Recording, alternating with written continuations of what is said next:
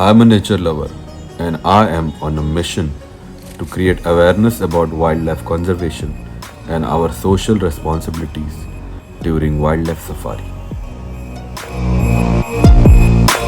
ये कहानी है छोटा दड़ियल की और उसके कई रानियों की और एक रानी के इंतकाम की। लेकिन उससे पहले हम बात करेंगे उस वीडियो की जो पिछले साल वायरल हुआ था। This video is about the tigress Nayantara picking a plastic bottle from a water hole, which somewhere had a very strong message that if humans aren't being responsible, then I as a tigress should do my bit. But it's not that the tiger reserve in India aren't taking conscious effort towards sustainable practices to get rid of the plastic. Every safari gypsy going inside the reserve is checked to ensure that none of the tourists are carrying any plastic bottles. So I'm here at Tadoba at the Moharli gate and I'm going to be doing the afternoon safari. There is a possibility of spotting 3 to 4 tiger, but what I'm holding in my hand is a glass bottle which the TATR has introduced some years back to get rid of plastic. This is a bottle which you can buy at the gate or you can give a deposit and return the bottle back. The idea is that they want to get rid of the plastic and therefore every vehicle is checked to ensure that no plastic is carried inside the safari. So I'm going to see you on the other side after my safari. See you then.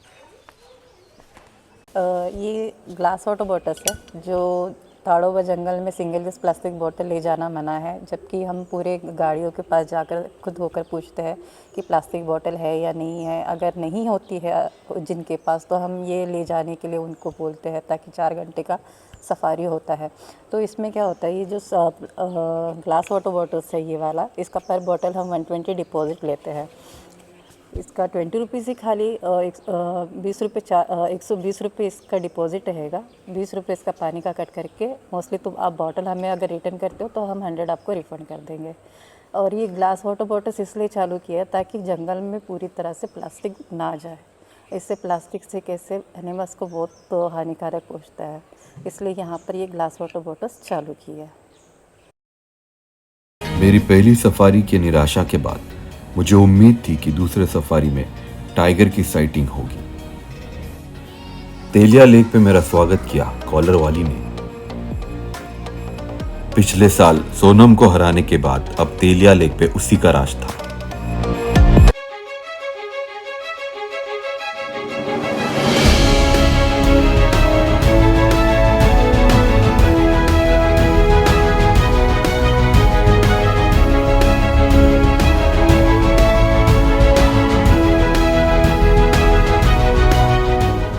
लेकिन उसे किसी दूसरे बागिन की आवाज सुनाई थी जिससे वो काफी परेशान थी। वो अपने छोटे बच्चों को आवाज दे रही थी।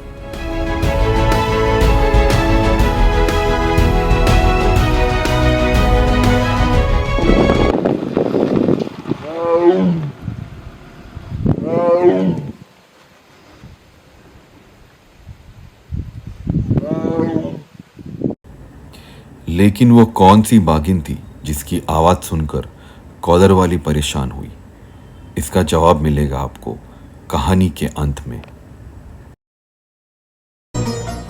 As per a recent news, a strict action was taken against 2 gypsy drivers and guide for blocking the way of a tigress and her 5 cubs in Umraid.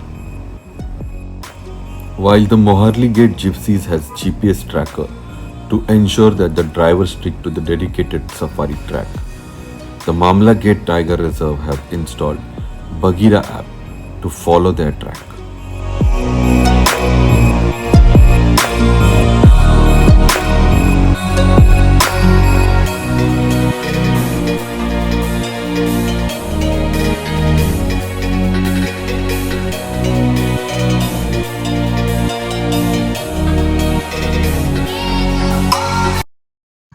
जहाँ पे टाइगर दिखा वहाँ पे हम गाड़ी घुसा देते थे, लेकिन अभी कैसे हो गया, जब से NTPC वालों ने बगैर ऐप निकला है तब से कैसा जो रूट दिए वो रूट को हम फॉलो कर रहे। तो ये जो बगैर ऐप जो है वो कैसा टाइगर सफारी के लिए खूब अच्छा है। और बगैर ऐप से हम लोगों को भी एक ऐसा फ़ायदा हुआ है कि हम जो रूट पे जाते हैं जिप्सी का स्पीड लिमिट भी दिया है और हम स्पीड लिमिट फॉलो करते हैं तो एनिमल को भी थोड़ा सा राहत मिलता है। लगभग 1 घंटे की तलाश के बाद हमारा दर्शन छोटा दड़ियल की एक और रानी C3 से हुआ।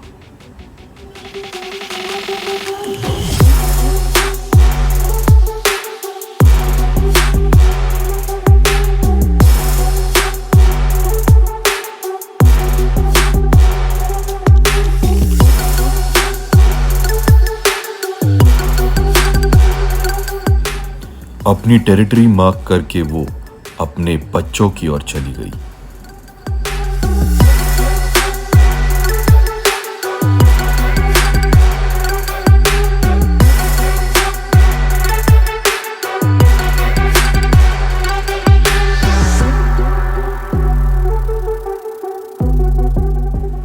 कुछ देर बाद हमारे गाइड ने बताया कि वो बागिन सोनम थी, जिसकी आवाज सुनकर कॉलर वाली परेशान हुई।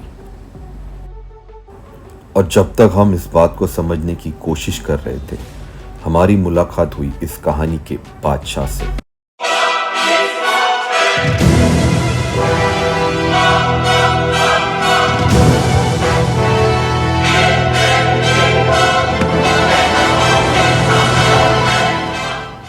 छोटा दड़ियल उसी दिशा में जा रहा था जहां से सोनम और उसके 2 सब एडल्ट कुछ समय पहले गुजरे थे। पर इतना तो तय है कि आने वाले कुछ दिनों में मोहारली में टेरिटरी को लेकर घमासान युद्ध होने वाला है।